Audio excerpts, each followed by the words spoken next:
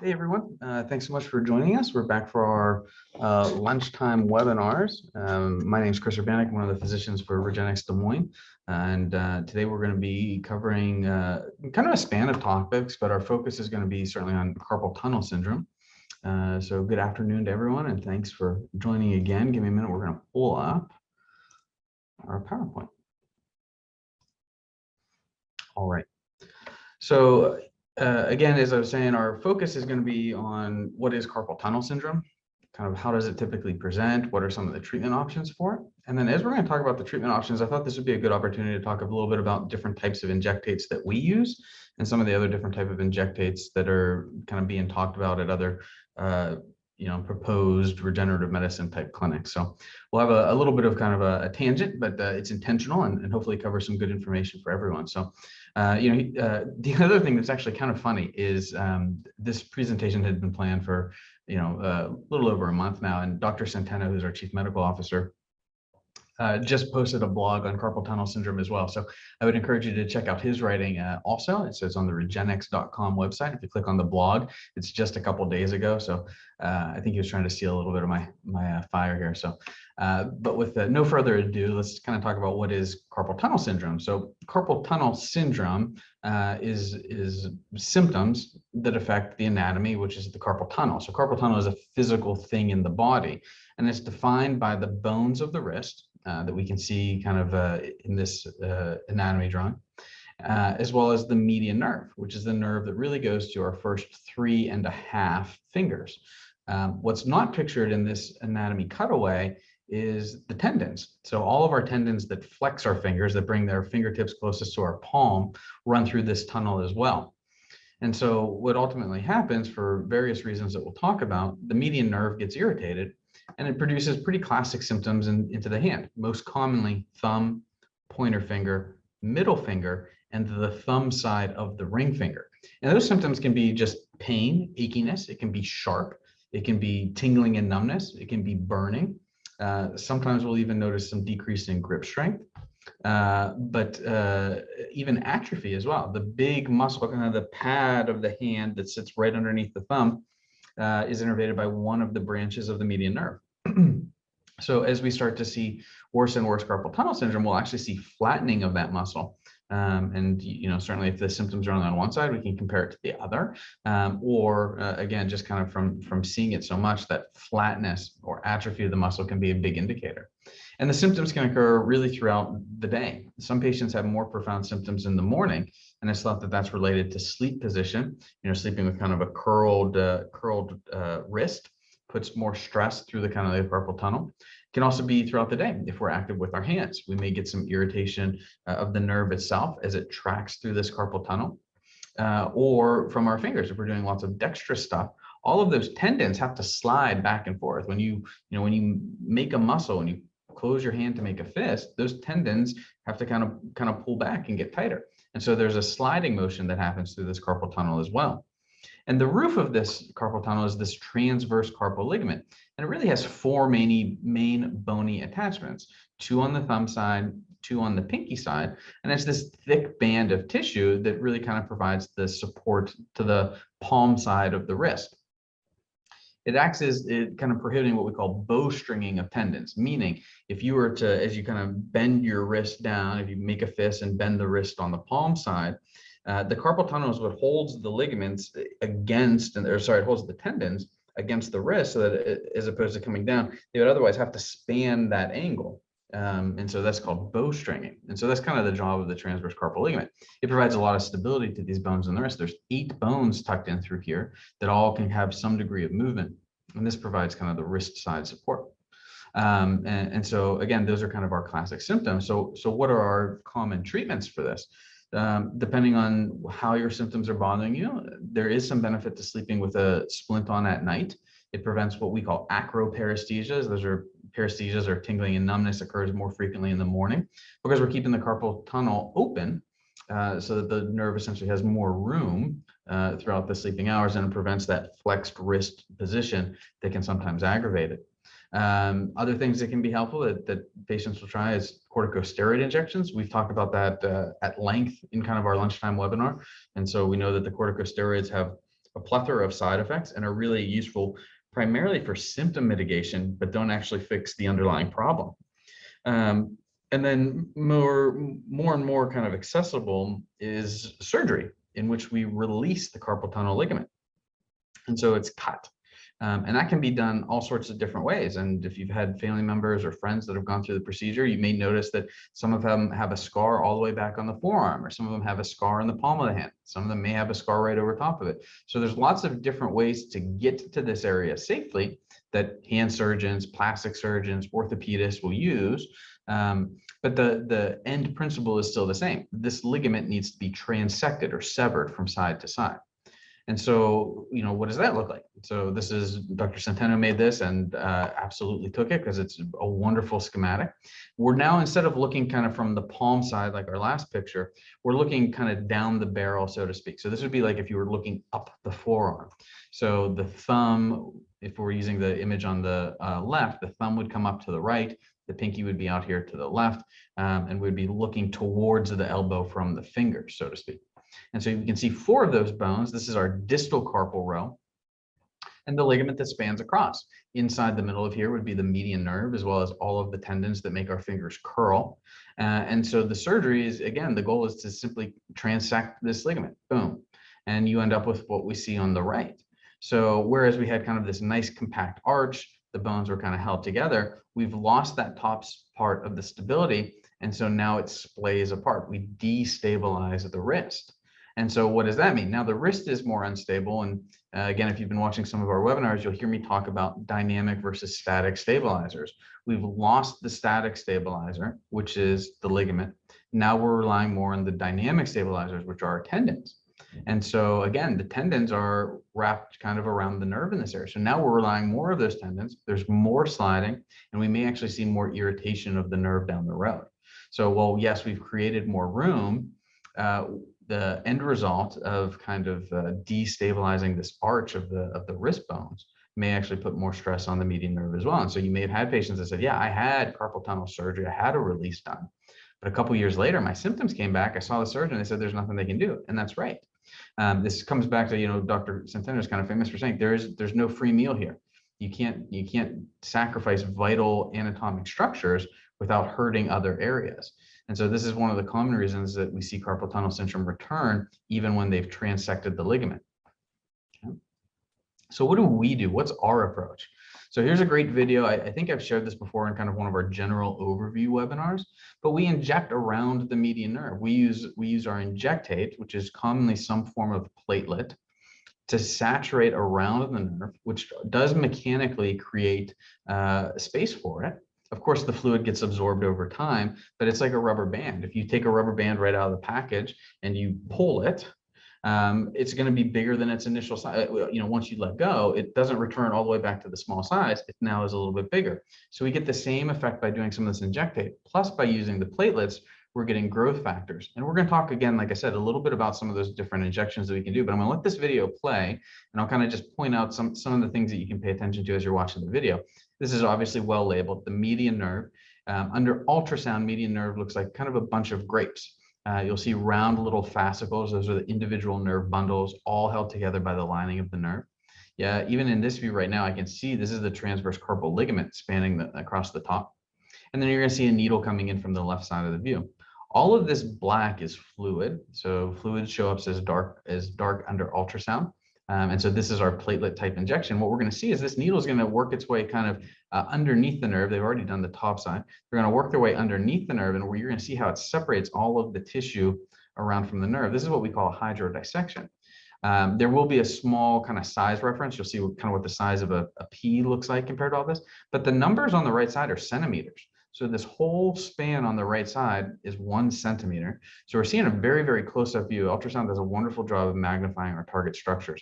And that's what lets us to do a lot of these minimally invasive regenerative type procedures. So I'm going to play the video and we'll kind of talk about that as it plays through. So again, we're seeing the nerve. You can see that black expand. That's the injection of our platelets. And we're using not the needle to separate the nerve. We're using the fluid. As it's injecting, it's the fluid itself that separates the nerve from the surrounding tissue. So this isn't a cutting procedure. I'm actually let that play again. It's not a cutting procedure where we're using the tip of the nerve, but you'll see right here, it's just about to happen. Here's the bevel. So the platelets are going to come out of the needle in this direction.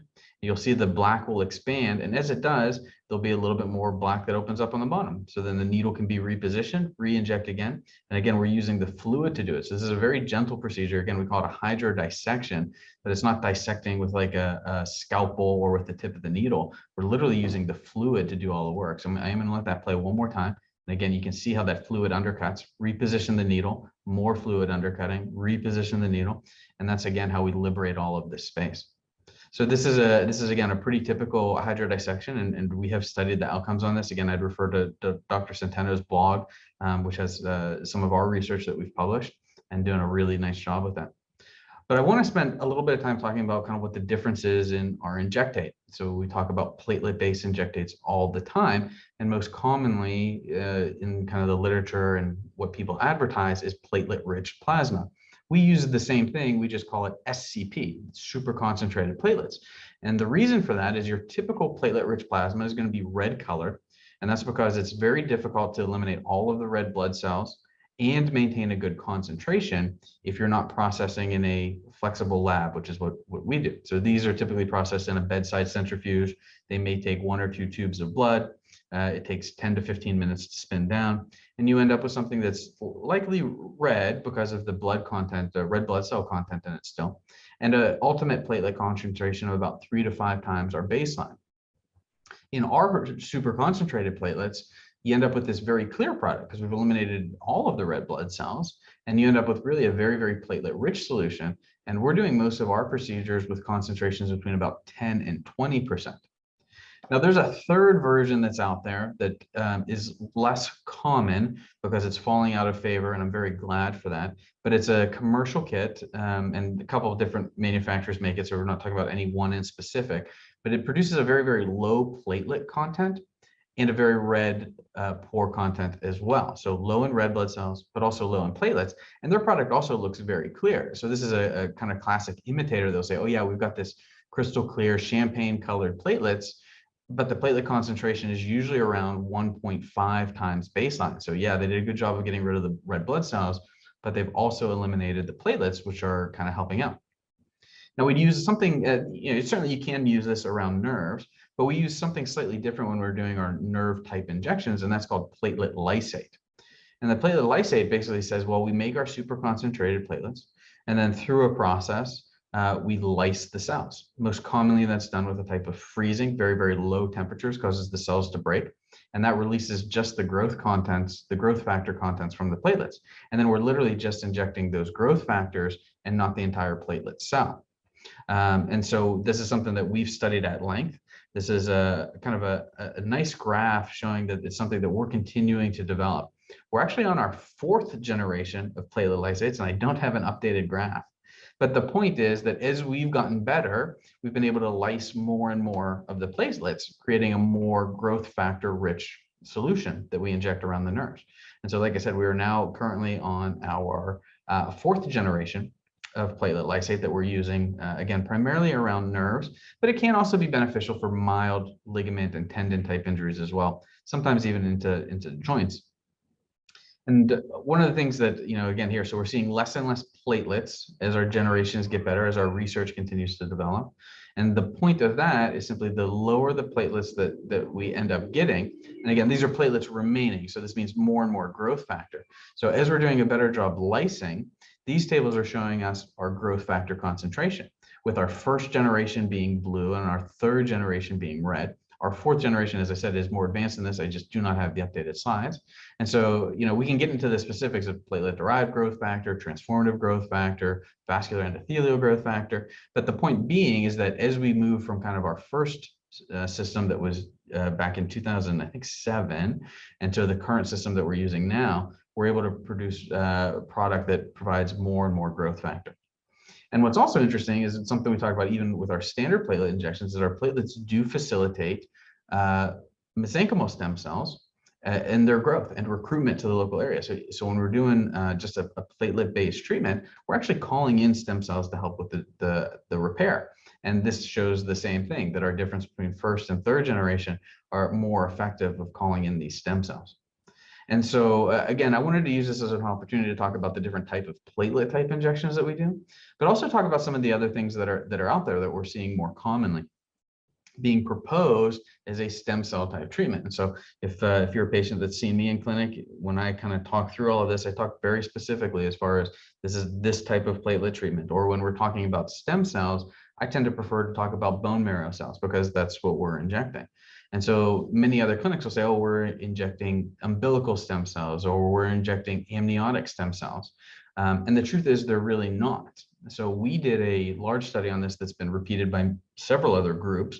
The IOF, which is Interventional Orthobiologics Foundation, kind of one of the governing bodies, has studied this at length too. And we've really shown that, there is no cells in these umbilical products. And so whether it's umbilical or amniotic or placental, those all fall into a realm that we call allograft, meaning it's coming from somebody else. And so they take the tissue from, again, whatever site they're getting it, amniotic, umbilical, placental, and they essentially dry freeze it. And then that's used for injection. But in order to make that safe for patients, it has to be heavily irradiated. So high amounts of radiation to kill off stuff like hepatitis and HIV and bacteria. And the stem cells are very susceptible to radiation and they die off. That's one of the reasons, if you think about it, you go, well, why are our stem cells in our bones? It's actually to protect them from radiation. That's one of the reasons that they're there. It's like, well, why aren't our stem cells on the top of our skin? So the body is designed in such a way that there is less risk of those cells being exposed to radiation. But in these commercial products, we took the product, we took the actual thing and said, okay, if it has stem cells, we should be able to grow them the same way we grow stem cells in our Cayman's clinic, where we do culture expanded cells.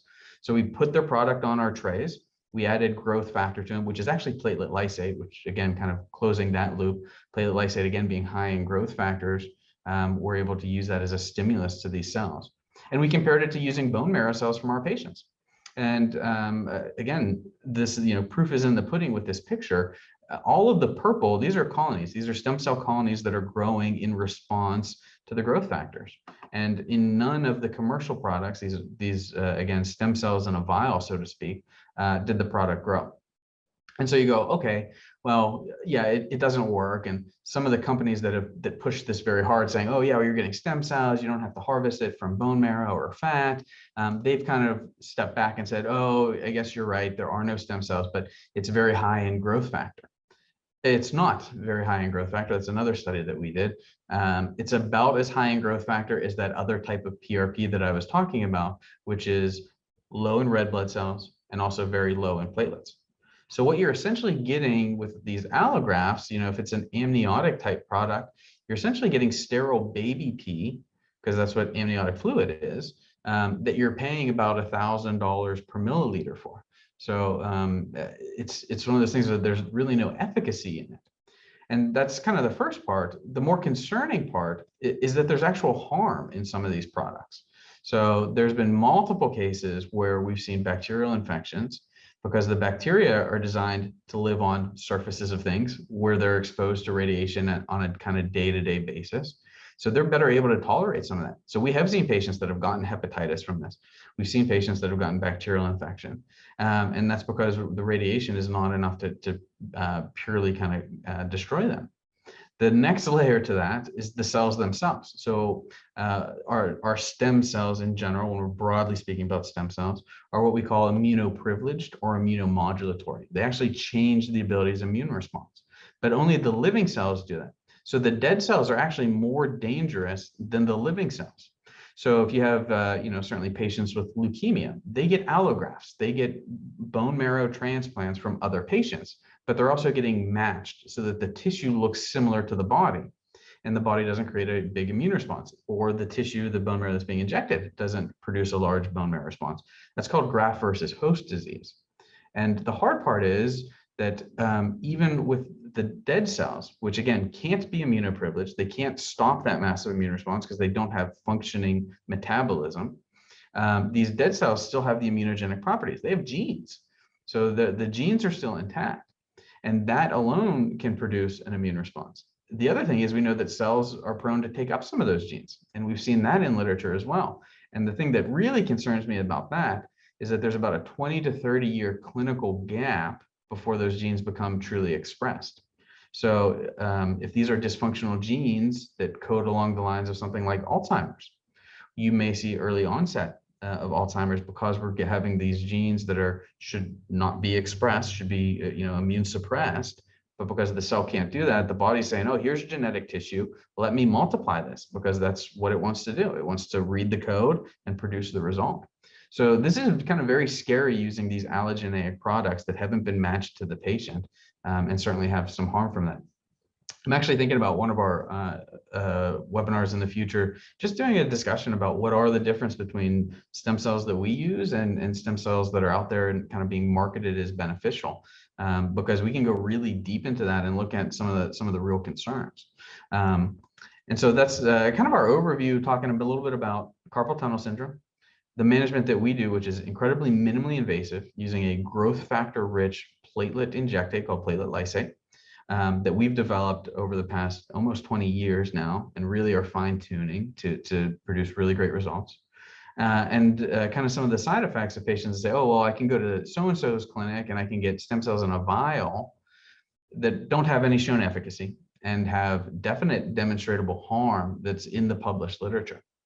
So that's going to be kind of it for our talk. I would certainly encourage anyone that has questions, please write them into the chat.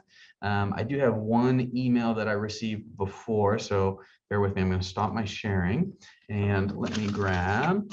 So I had an email from Roland sent out. Do I see Roland? I don't see a Roland in the chat. Roland said, is it possible to get both carpal tunnel release and platelets at the same time? So that's a good question. I've not seen that been done in kind of typical surgical practice. I don't, like I said, I don't think I've seen that done pretty much ever. I have had patients that have had carpal tunnel syndrome, have had a release, have had return of symptoms, and then have had great success with platelet-based injection, again, platelet lysate.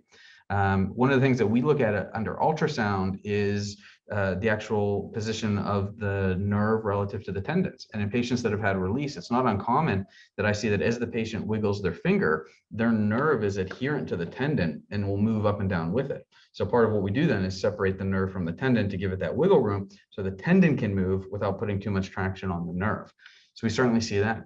The other thing is, if you're being managed for kind of carpal tunnel syndrome, I would highly recommend seeing a physician that's also going to look at your neck. There is a kind of a principle in nerve pathology we call double crush syndrome. And that means that minor injury to a nerve in one location will kind of compound the symptoms when there's another minor injury somewhere else. So if you have a little bit of arthritis in the neck that's putting pressure on the nerve, but you don't have true what we call neck radicular symptoms, like the sciatica of the upper arm burning and tingling down the arm, but then you have a little bit of nerve irritation at the carpal tunnel, you may have profound carpal tunnel syndrome, and treating just at the wrist will not get the results that you're looking for. You likely need to treat at the neck as well. So this also requires a physician that's familiar with this process and looks not just where the pain is, but at other places that can be contributing to it, to do kind of a thorough exam. So very good question. I hope I addressed that. I'm assuming you'll be watching on our replay. And then a great question from Neela here. So in the carpal tunnel procedure, what is growing from the growth factor? So great question. So it's not anything that we're growing as far as new tissue. We're restoring the normal function of the nerve. So as the nerve becomes irritated, it becomes edematous, and we commonly see that under ultrasound. It looks thick, it looks dark, it's not doing its job. There's actually two growth factors that are specifically helping the nerve. One's NGF, nerve growth factor. So we provide nerve growth factor where it tells the nerve cell, hey, you need to build more of your insulation. You need to build more of your conduction pathways. And so the nerve then is better able to do its signaling. The other one is IGF, which is insulin-like growth factor, IGF-1 specifically, which actually acts and looks a lot like nerve growth factor. So we get a direct stimulatory effect of the nerve.